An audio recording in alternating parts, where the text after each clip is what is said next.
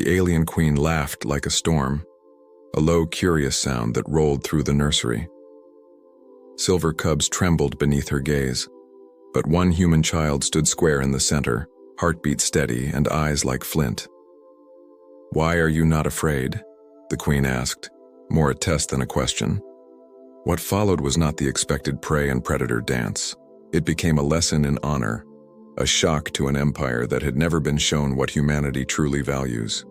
Who wins when courage looks nothing like fear? If you love big twists, raw honor, and moments that flip the script, hit like and subscribe. It helps more people find stories like this. Drop a comment. Would you stand when everyone else kneels? Share the video if you know someone who needs a little HFY in their day. The palace nursery of Varric Prime wasn't meant for comfort. It was built for observation. High walls of translucent bone curved inward, like the ribs of some ancient beast, glowing faintly with the pulse of bioluminescent veins. The air carried a low hum, a constant living vibration that made the ground seem to breathe. Small alien cubs, sleek and silver-furred, crouched in a half-circle beneath the towering shadow of their queen, Queen Saraval. She was a creature carved from stormlight, tall, jointed, her four eyes glowing like molten steel. Around her, attendants stood perfectly still, heads bowed. None dared meet her gaze when she laughed, and she laughed now, a deep, throaty sound that rolled through the chamber like thunder against glass. Before her stood something out of place, a human child. 9 years old, small, messy hair, wearing the dull gray of the diplomatic orphanage. No claws, no fangs, just a heartbeat. The cubs hissed and bared tiny teeth, mimicking their queen's amusement. They had been raised on stories, tales of how humans once burned worlds, how their eyes held too much fire for prey species. And yet the queen had told them, fear must be learned young. Today was their lesson. Saraval tilted her head. "This one," she said, pointing a claw toward the human boy, "claims he does not fear us." The room stirred. One attendant almost flinched at the audacity. The boy's voice came small but steady. "I don't claim it. I just don't." A pause. That single sentence rippled through the silence like a pebble in still water. Saraval descended the dais. Her steps made a sound like rain on metal. She circled him slowly, eyes narrowing. "Little creature," she murmured, "do you know what stands before you? The line that devours the weak? The fang that crowns the strong?" He looked up, and that was the part that silenced even her guards. He looked up at her, not down. "You're a mother," he said softly. "And those are your kids." For the first time in a long while, the queen forgot to breathe. Her lower eyes flicked toward the cubs, uncertain. "A mother," she repeated, tasting the word as if it were alien. "You reduce me to a caretaker of spawn?" The boy shrugged. "That's what mothers are, right? Protectors, teachers." His gaze didn't waver. "My mom used to say a mother's job is to make sure her kids grow brave enough to protect others someday." A murmur rippled through the attendants, a strange rustling noise like wind through leaves. The queen could sense their discomfort, but something deeper threaded through it. Curiosity. "Human words," she said, voice low. "Pretty things, meaningless under fang." He shook his head. "They're not meaningless where I'm from." The queen's laughter returned, softer but edged. "You are prey, little human. You stand before predators. Do you think courage will make us forget what you are?" The boy smiled, not bravely, not foolishly, but knowingly. "No," he said, "but maybe it'll make you remember what you were before you forgot." Her claws froze mid-air. That was the first time in living memory anyone had spoken to the queen of predators like that, and survived the second after. Around the room the cubs whispered. Their voices were high, musical. "He's not scared," one murmured. "Why isn't he scared?" another asked. Saraval crouched low until her face was level with his. Her pupils contracted into slits. "Tell me," she said, "why aren't you afraid?" The boy's answer came so quietly that even the recorders in the walls strained to capture it. "Because monsters don't scare me," he said. "Only losing what's good does." For an instant, her instincts screamed, "End him, end the insult, end the anomaly." But her upper eyes caught the reflection in his. Not defiance, not pride. Something else. Recognition. Like two creatures who'd both seen too much hunger. Her talon brushed his cheek. No flinch. She drew back. From the corner, a royal biographer whispered to another, "He's feral. They breed them without fear." But the queen wasn't listening. Her thoughts had turned inward, reaching centuries back, to when her own kind were not rulers but survivors. When honor meant shielding the young, not feeding them stories of domination. She straightened slowly. "Very well," she said at last. "Let us make a test." The attendant stiffened. "A test, Majesty?" one dared to ask. Saraval nodded. "If he fears nothing, he will stand while my cubs show him what fear means." The floor split open with a hiss, revealing a ring of shifting sand. The cubs were ushered forward, excitement twitching through their tails. The human boy watched them, not with dread but with a faint, puzzled kindness. "Begin," said the queen. The cubs lunged, claws extended, not to kill but to frighten. Training, a rehearsal of predation. They hissed, circled, snapped the air. The human didn't move. He didn't even blink. One cub, bigger than the rest, charged and stopped inches from his throat. The boy simply placed a hand on the creature's snout. The queen saw her cub hesitate. Its ears folded. Its breathing quickened. The creature stepped back, lowering its head as if confused by its own reaction. Saraval's heart beat in dissonant rhythm. "Enough," she ordered. The ring sealed. Silence fell. After a long moment, she approached him again. "Tell me, human," she said, her tone quieter. "What do you think you've proven?" He looked around the glowing chamber. The cubs, the walls, the trembling attendants. "Nothing," he said. "I didn't come to prove anything. You asked why I'm not afraid." He pointed toward the cub that had charged him. "Because that one didn't want to hurt me. You only want to see if it could." The queen tilted her head. "And what did you want?" The boy smiled faintly. "To see if it wouldn't." The attendants exchanged looks of unease. To them, it sounded like nonsense. To her, it sounded like prophecy. She studied the child, the small pulse at his throat, the calm in his eyes. Something ancient stirred in her, not anger, not even confusion, but shame, because in that human gaze, she saw a reflection of what her kind had traded for power, empathy. "You're very strange," she whispered. He shrugged again, the universal gesture of children everywhere. "So are you." The queen turned away abruptly, her cloak whispering like waves. "Take him to the guest quarters," she said. "Feed him. Keep him under watch." As the attendants obeyed, the youngest cub lingered.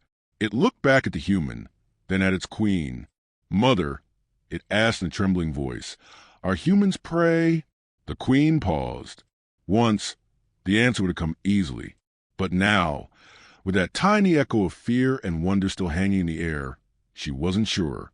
Her gaze followed the boy as he was let out, small, fragile, unarmed, yet somehow heavier than the crown she wore. When the door sealed, the queen whispered to herself, almost too softly for the recorders to catch. Perhaps the true predator is the one who fears nothing because he remembers what it means to love. And somewhere down the hall, the human child smiled, not because he had won anything, but because he understood something she hadn't said. Fear teaches nothing, but respect. That's how even predators learn honor. The next morning, the palace sky bled violet through crystalline ceilings. The alien sun of Eric Prime rose slowly, its light scattering to the organic glass walls like ink in water. Everything shimmered, except the boy. He sat quietly at the long feeding table, a bowl of pale fruit untouched before him. Around him, servants pretended not to stare. They whispered behind their mandibles and membranes. "How does he still live?" one asked. The queen tested him, and he mocked her. Mocked? No, that word missed something deeper. He hadn't mocked her. He had mirrored her, calmly, like a reflection she'd forgotten she had. At the far end of the table, Queen Serval watched. She had not slept. Her mind had replayed the moment when that fragile creature had touched her cub's snout, not with dominance, not submission, but quiet understanding. That gesture had infected her thoughts like a song she couldn't stop hearing. So now, when dawn came, she sent for the boy again. "Bring the human," she said, to the Hall of Hunt. The hall was not made for small beings. Its floor was a mosaic of hunts, generations of victories carved in fossilized bloodstone. Statues of ancient queens loomed, each clutching trophies of their conquered prey. The air smelled faintly of ozone and pride. When the boy entered, the sound of his soft human footsteps was swallowed by the size of it.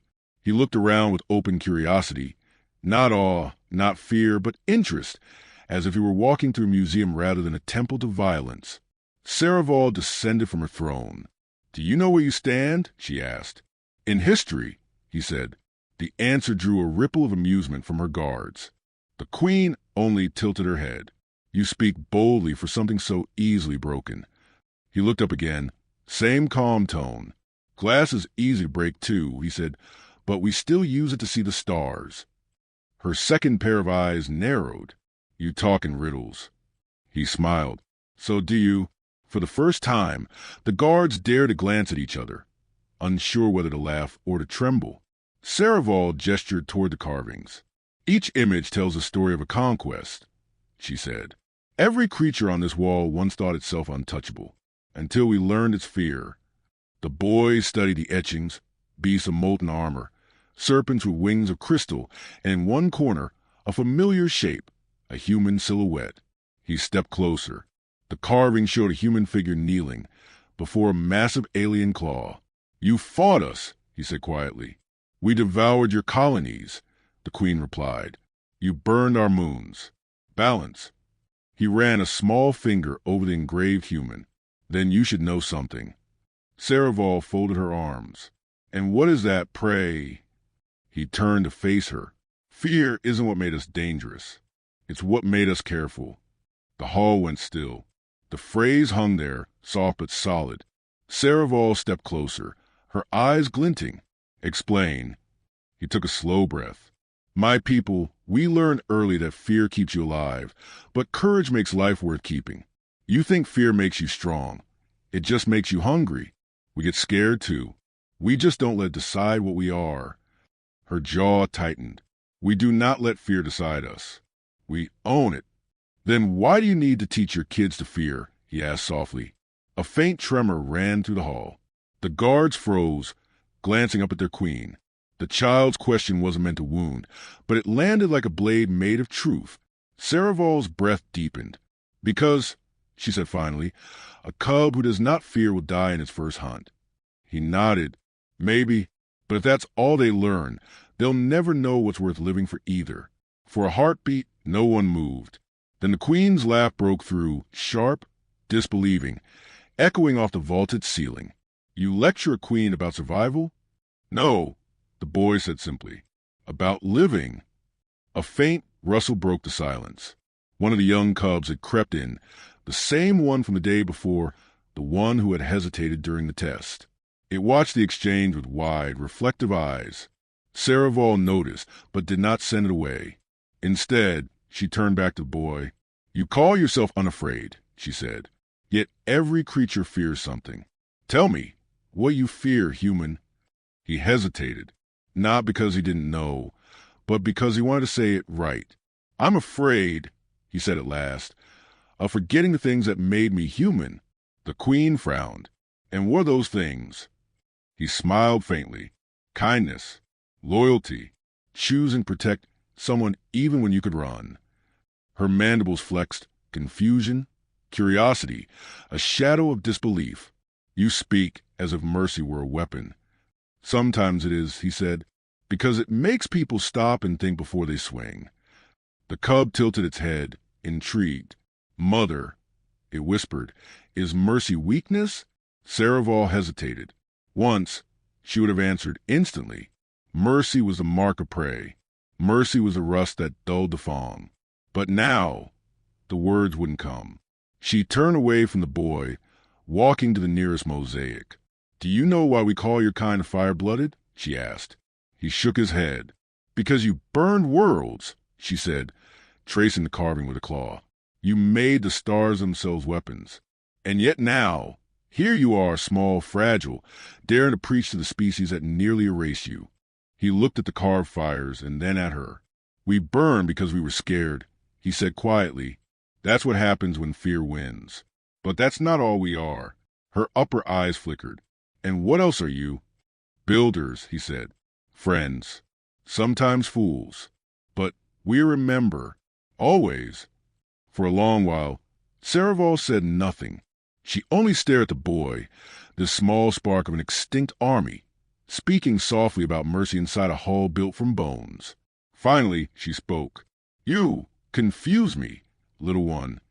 He smiled. "We confuse a lot of people." That earned a small, reluctant sound from her, not quite a laugh, but close. "You speak as if the universe is kinder than it is." "Maybe it could be," he said, "if someone tried." Her gaze softened despite herself. "And if they fail?" He met her eyes. "Then someone else tries again." In the shadows, her attendants exchanged looks. Something dangerous was happening. Not rebellion, not defiance, but doubt. The queen, once a symbol of dominance, was listening to a child of prey. That was impossible. She sensed their unease and straightened, voice regaining its cold, imperial tone. "Enough philosophy. You speak as though you understand strength. Let us see if your words have teeth." She clapped once. The great doors opened. 2 guards entered, dragging something massive. A cage predator, plated in iridescent scales, its 6 eyes glowing with raw hunger. The cub gasped. The boy just watched. "This," said the queen, "is a ravager of the deep. Even our young fear it sent. You will enter the ring with it." The boy's pulse quickened, not from terror, but awareness. He turned to her. "Why?" Her voice lowered. "Because only truth survives fear." He looked at the cage, then back at her. "And if I die?" Her expression didn't waver. "Then your truth was weak." He exhaled slowly. "Guess we'll find out." As the guards unsealed the cage and the alien predator stepped into the arena, every creature in the hall leaned forward. Not just to see if the boy would survive, but to see if fear itself could. Because for the first time, the queen of predators wasn't sure whether she wanted him to lose. The ravager stepped into the ring like a shadow wearing armor. Every movement sent vibrations through the floor, slow, deliberate, full of ancient menace. Its scales rippled like oil, its 6 eyes burning with reflected light. When it opened its jaws, the sound wasn't a roar. It was hunger made into a voice. The guards backed away. The cubs hid behind the pillars. Only 2 figures stood unmoving, the queen of predators and the human child. Saraval raised one hand. "Begin." The cage hissed open. The beast lunged forward. The boy didn't scream. He didn't even run. He simply watched. The creature's claws toward the sand, its head swinging low. In the bright, living silence of that moment, something strange happened. The human didn't see a monster. He saw an animal, terrified and forced to perform. He whispered, almost to himself, "You're scared too, aren't you?" The ravager paused, just slightly, as if the sound of his calm voice confused it. Saraval frowned from her throne. Her hands curled, every muscle tight. "Move, child. Defend yourself." But he didn't. He took one small step forward. The ravager's heads twitched, sending the air. 6 eyes narrowed. Then, instead of attacking, it hesitated, uncertain. In the upper galleries, the attendants whispered, "What's happening? Why doesn't it strike?" The boy spoke again, louder this time. "You're not my enemy. You're just hungry. You're afraid of what will happen if you don't attack." The creature's breathing slowed. Its claws, still half buried in sand, stopped scraping. Something was breaking in the air, not tension but expectation. Saraval rose from her throne. Her 4 eyes glowed silver. "Enough of this game. Fear is the language of power. Show it your weakness, and it will devour you." The boy looked up at her, his voice soft but steady. "Maybe that's why your people never stop being hungry. The hall gasped. Even the Ravager froze. The queen descended the dais, fury in her every step. "You accuse us," she hissed. "You think honor can replace hunger?" He met her gaze. "No," he said, "but it can tame it." That stopped her. The words were simple, but they landed like a strike. "Tame hunger?" she repeated. "You speak as if it were a pet." The boy shook his head. "Not a pet, a fire. You can use it to destroy or to keep others warm." The silence that followed was almost physical. Even the Ravager seemed to bow its head as if it, too, understood. Saravol's lower eyes softened for a fraction of a second, then hardened again. "You are clever," she said, "but cleverness without strength is a scream in the void." She gestured sharply. "Guards, if he will not defend himself, make him fight." 2 guards stepped forward, pushing spears toward the boy's hands. He didn't take them. He said quietly, "I won't kill something just to prove I'm strong." Saravol's upper eyes flared. "Then die weak." The Ravager, startled by a roar, reared up, massive, coiling, its head unfurling like wings of bone. It struck. The boy raised his hands, not in defense, but open-palmed, like a gesture of peace. And somehow, impossibly, the creature stopped mid-lunge. The crowd gasped. The Ravager's 6 eyes flickered with confusion. It sniffed the air, inches from his face, then let out a low, vibrating sound almost like a whimper. The boy reached out, slowly, carefully, and touched its snout. Again, that same impossible calm, that same fragile power. Saravol's heart hammered in her chest. "What are you doing to it?" she demanded. "Nothing," he said, "just reminding it that it doesn't have to be afraid either." The Ravager stepped back, lowering itself onto sand. Its body trembled once, then stilled, calm, breathing alive. No blood, no fear, no victory dance. Only peace. The queen's voice trembled, not with rage, but something deeper. "You refuse to fight?" He looked at her. "I did fight, just not your way." "Your way is weakness," she shouted. "Your mercy will undo you." He held her gaze. "Maybe, but at least it won't undo us all." The words hit her like a weapon she didn't understand. She took a step forward, towering over him. "Why?" she asked quietly. "Why are you not afraid of dying?" He blinked, his expression soft. "Because death's not the worst thing that can happen." She stared at him, searching for deception.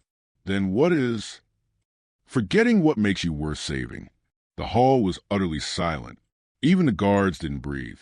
The queen lowered her gaze, something ancient and heavy moving behind her eyes. For the first time in living memory, she didn't know what to say. He continued, gentle but unrelenting. "You wanted to show me fear. But fear isn't something you can give. It's something you let rule you. You can't teach courage by feeding people terror." She looked at him, small, standing before her like a spark in the dark. "And you would teach my cubs what human?" He smiled faintly. "That strength isn't about who you can break, but who you can protect." One of the younger attendants, a female scholar, whispered from the shadows, "Majesty, his words carry old truth." Saraval turned sharply toward her, anger flashing, then fading. "Old truth," she repeated. "The kind we bury when we crown ourselves gods." Her gaze returned to the child. "You've done something no warrior has," she said. "You made me remember." He tilted his head. "Remember what?" Her voice softened, barely a whisper. "That predators were once just parents trying to feed their young." The Ravager shifted beside him, curling in the sand like a guard dog. The image was so impossible that even the guards lowered their weapons. The queen exhaled slowly. "Take him away," she said, not unkindly. "He has earned rest." The boy hesitated. "Is that an order?" "A request," she said. "For my sake." He nodded, gave the Ravager one last gentle pat, and followed the escort out. When the doors sealed, silence returned, but it wasn't the cold kind. It was the kind that comes after something sacred. The cub who watched everything crept toward its mother. "Mother," it asked softly, "is honor real?" The queen looked down at her child. "I thought it was a story," she said, But perhaps it was just sleeping. The cub frowned, and the human woke it up. Saraval gave a small, almost wistful smile. Yes, she whispered, and now I don't know if I can make it sleep again. She looked toward the sealed doors, where the boy had vanished, and said to herself, perhaps hunger is easy, but honor, that is harder, and maybe that's why humans are still standing. That night, the Hall of Hunt was dark, but somewhere within the Queen's private chamber, a single biolight remained lit. Small, flickering, stubborn. She watched it for hours, her claws folded, whispering words she hadn't spoken in centuries. Mercy is not weakness. It is courage remembered. And though she didn't know it yet, that small human had already rewritten the first rule of her empire without ever drawing a blade. By the next solar cycle, the palace no longer hummed with certainty. It pulsed with questions. Whispers crawled through the silver halls of Eric Prime like nervous shadows. The courtiers avoided the Queen's eyes. Commanders who once boasted of bloodlines now spoke in low, cautious tones. Even the walls seemed to listen, all because of one human child. Saraval felt it, the shift, the way her empire had begun to breathe differently, as if the great machine of conquest had paused to wonder why it kept moving. She had not ordered another hunt since the day of the Ravager. She told herself it was for strategic reasons. But deep down she knew the truth. Something inside her had cracked. The boy sat in a guest chamber overlooking the alien horizon. The sky rippled with the light of 3 suns, their rays turning the clouds to molten silver. He watched quietly, his small reflection ghosted against the glass. A guard entered. "The Queen requests your presence." He nodded. She always does when she can't sleep. The guard blinked, unsure whether that was courage or foolishness. Maybe both. Saraval's private hall was darker tonight. The great torches burned blue instead of gold, a color reserved for introspection, not power. The air tasted of ozone and incense. The Queen stood beside a map, a living hologram of her dominion. Dozens of worlds glittered like gems, some still burning red from recent conquest. She didn't turn as he entered. "Do you know what this is, human?" He studied the display. "A map." Her upper eyes flicked toward him. "A graveyard," she corrected. "Every light is a planet we took. Every red one a world we ended." He approached the edge of the hologram. "Why show me this?" "To remind myself," she said quietly, "that I once thought it meant victory." She circled the map, her long robes whispering across the floor. "Do you know what my kind learned from your species, boy?" He looked up. "To fear us." She smiled faintly. "To envy you." That caught him off guard. "Envy?" "Yes." Her gaze drifted to the horizon through the chamber's glass wall. "You humans break. Constantly. Yet somehow, every time you shatter, you rebuild. You adapt. You remember love, even when it costs you everything. We conquered your worlds, yet we never understood your will to rise again." She turned back to him. "We mistook compassion for fragility. Now I wonder if that was your true weapon all along." He said softly, "We never wanted to be weapons. Then why did you fight us?" He hesitated. "Because you left us no choice." Her voice deepened. "And if I told you I regret that?" He looked into her eyes, the molten silver of a storm held in check. "Then I believe you, because you're saying it now instead of pretending not to feel it." For the first time, Saraval smiled without malice. "You see through us. Human. You look at monsters and find mothers. You look at fear and find mirrors." She approached slowly, each step echoing. "But the court will not forgive this softness. My generals whisper that I have grown weak, that I let praise speak in my halls." "Maybe they're scared too," he said. She tilted her head. "Of what?" He glanced toward the map. "Of what happens when strength isn't fear anymore." As if summoned by his words, the hall doors slammed open. A tall warrior, armored in obsidian scales, strode in and knelt. His voice thundered through the chamber. "Majesty, the outer clans question your rule. They say the human's presence has infected the court." Saraval's eyes hardened. "Do they?" "They demand proof of your dominance," the warrior continued. They call for blood, either his or yours. The boy said nothing. He just looked at her, calm, as always, the stillness of someone who understood that silence could be braver than words. The queen straightened. "Leave us," she ordered. The warrior hesitated. "Majesty," I said, "leave us." When the doors closed, her voice lowered. "You see what you've done, little one? You've made me a heretic in my own empire." He met her gaze. "Then maybe your empire needs a heretic." She let out a quiet laugh, unexpected and genuine. "You speak like a soldier. My mom used to say soldiers don't fight because they hate what's in front of them," he said. "They fight because they love what's behind them." Her breath caught. "Your mother sounds wise." "She was," he said softly. "She didn't survive your war." The queen's 4 eyes blinked, once, twice, as something heavy landed behind her armor. "I see," she whispered. The silence that followed wasn't comfortable. It was raw, the kind that stretched between two enemies who suddenly realized they were both victims of the same wound. Outside, thunder rolled across the alien sky. Saraval turned to the window, voice low. "You speak of honor, of mercy, of love. Do you think such things can hold an empire together?" He considered. "Maybe not forever, but long enough to change what comes after." She studied him, seeing something she couldn't name, a gravity that didn't match his age. "You think you can change us?" He smiled faintly. "No, but maybe you can." That was the moment she understood, truly understood, what made humans so dangerous. Not their weapons, not their numbers. It was their belief that even the impossible could be taught. Suddenly, alarms echoed through the corridors. A red glyph pulsed above the chamber doors. The queen's communicator flared to life. "Majesty," a voice shouted through static. "The outer clans have entered orbit. They accuse you of corruption, of mercy. They're demanding your throne." Saraval's expression shifted, not fear, but something older, a kind of exhaustion. "It begins." The boy stepped forward. "Then fight." She turned to him. "Fight? You who preach peace." He shook his head. "Not to destroy, to defend. There's a difference." Her claws tightened. "My armies will not follow me." "Then make them remember why they did once."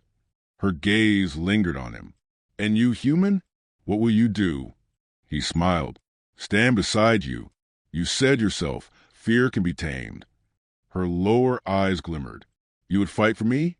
For us? For them?" He said, pointing to the distant halls where the cubs slept. "They deserve a world that isn't built on fear." For a long moment, she said nothing.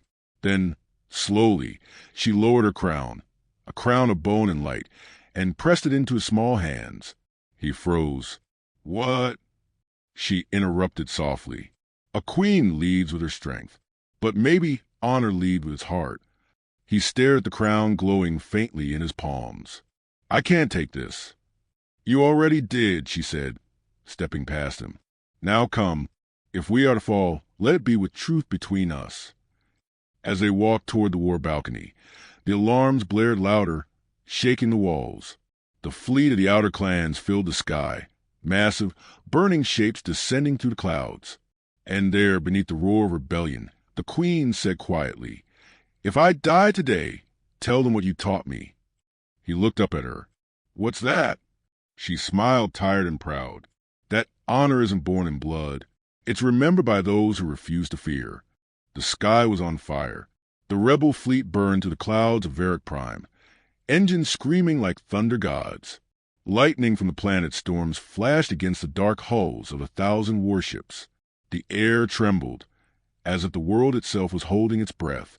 And there, at the heart of it all, stood a human child beside an alien queen. Saraval's army had gathered on the obsidian terraces of the palace. Her generals watched her with eyes of suspicion and fear.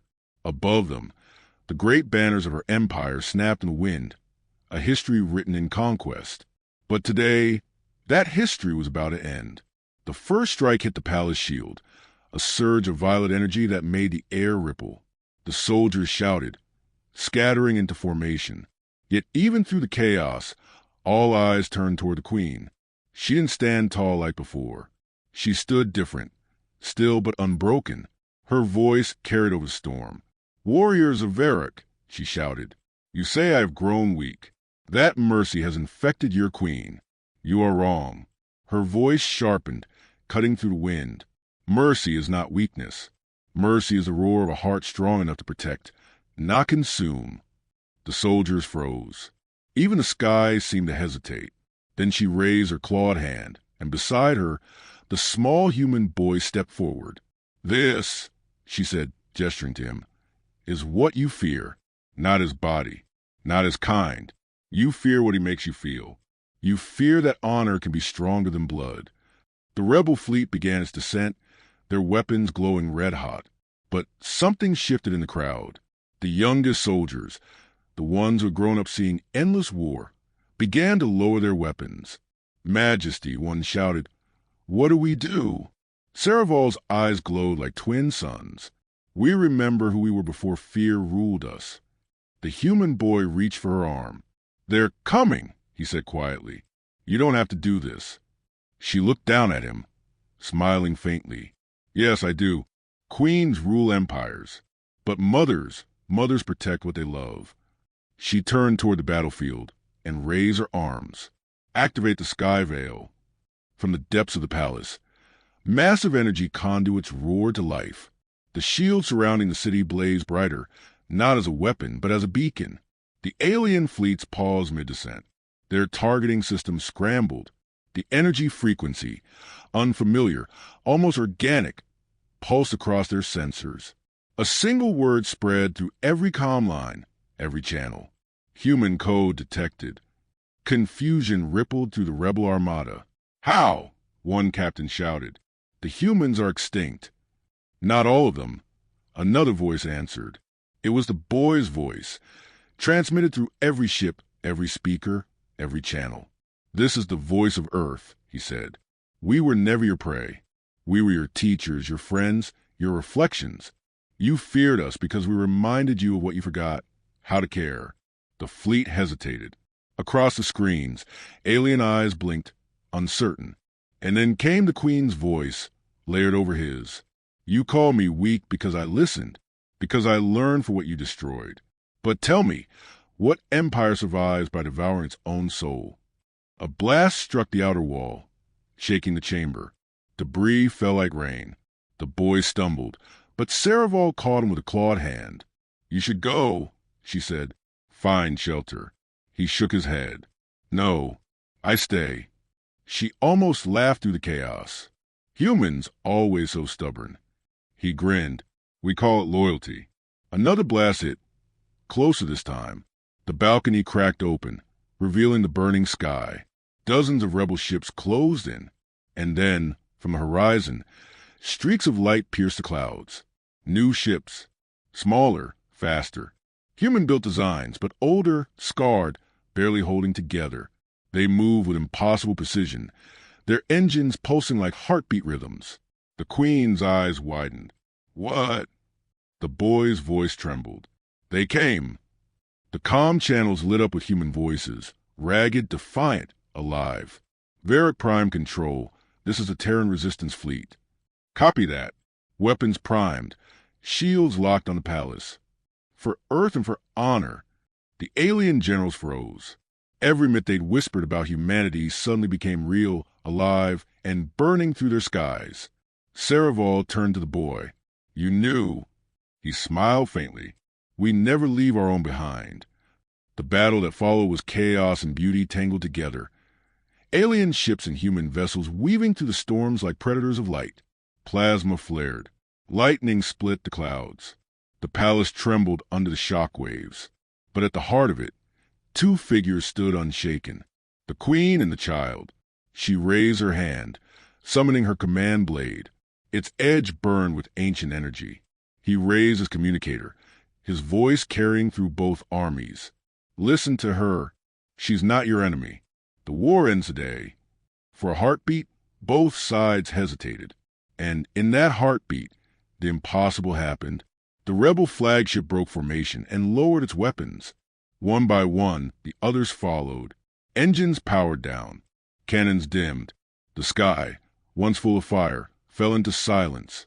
The queen slowly lowered her blade. "It's done." The boy nodded. "You did it." "No," she said, smiling through tears that shimmered like liquid light. "We did." Weeks passed. The palace no longer echoed with orders. It echoed with laughter. The alien cubs played in the same halls that once housed war councils. The human survivors walked among them, rebuilding, teaching, sharing. A new flag hung in the great hall, half the sigil of Varric, half the crest of Earth, not as conquerors or conquered, but as partners. Saraval sat on the grand steps, watching the boy teach the cubs how to throw a paper plane. He caught her looking and smiled. "It's easier than war." She chuckled softly. "And lasts longer." That night, as the twin moons rose, Saraval stood on the balcony overlooking her world. The boy joined her. "You ever think about what comes next?" She turned to him. "What do you mean?" "After peace. After all this." She looked out at the stars. "Then we start over. Together." He nodded. "That's what humans do best." The wind carried their laughter through the towers of a world reborn. And somewhere in the endless dark, on a forgotten frequency, a human transmission whispered into the void. "To any who still hear us, the war is over. The monsters learned mercy. The predators learned love. Humanity taught them both." What a story, right? When the alien queen mocked the human cub's predator, she thought she was looking at prey. But what she found instead was something greater, a mirror of her own soul. That's what makes humanity legendary in the stars. Not our strength, not our weapons, but our ability to turn fear into honor and enemies into allies. If this story moved you, if it reminded you that courage can be quiet and compassion can change worlds, then do one thing for me. Backhand index pointing right, like the video, to help more people find it. Speech balloon comment your favorite moment below. I read every single one. Bell and subscribe for more epic HFY stories, where humanity doesn't just survive, it inspires. Because out there in the stars, one truth always remains. Humans aren't prey. We're the reason predators learn peace.